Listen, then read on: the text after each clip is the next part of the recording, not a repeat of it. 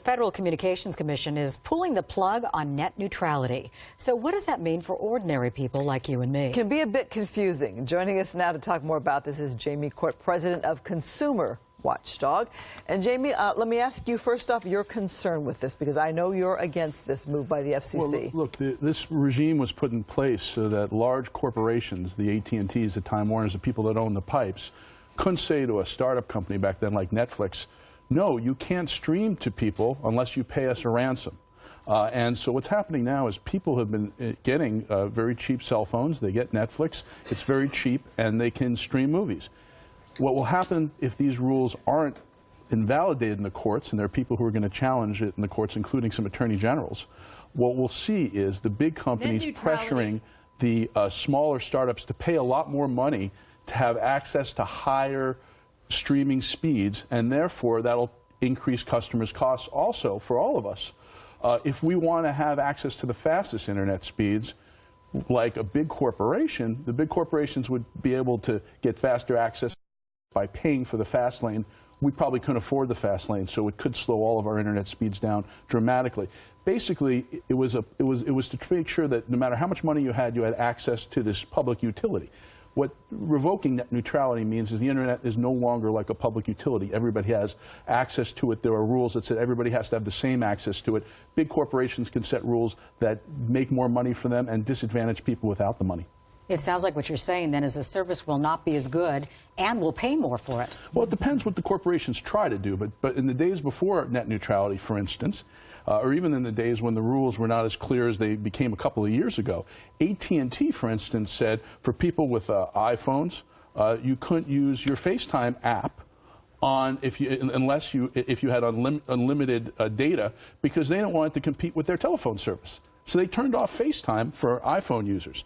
And then people said, well, that goes against the idea we're establishing with net neutrality, and AT&T backed off. When you don't have those rules of the road, companies like AT&T could say, for instance, we own DirecTV.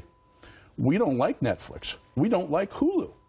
And so they could charge people more if they want to get the streaming speeds to get those high-definition videos that you see on Hulu and on Netflix. And that's why the big telecom companies are in favor of this. The people who really want an open internet, the smaller startup companies or the people of the bigger companies now that got this through the innovation of having equal access, are the ones who are saying, no, this is going to stop access in the future. So it's not just that we might have slower speeds, we have to pay more for higher speeds.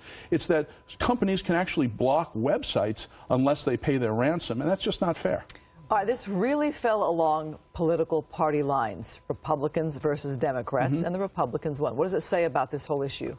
Well, I think it says that when I saw this vote, a couple of years ago for the hard and fast rules, it was about a civil rights movement. It was about making sure everybody had access to fast speeds on the internet and to making sure poor and rich.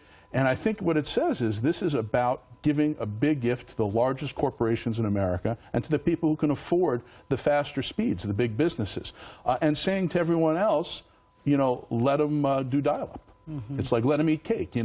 This is a real blow to everybody who has a pretty reasonably priced data plan and a cell phone they've had for a while, and maybe an unlimited data plan that they grandfathered in for the last 10 or 12 or 15 years, and has access to the internet, because tomorrow the people with the unlimited data plans, if these rules go through, could see slower speeds when they want to stream a movie.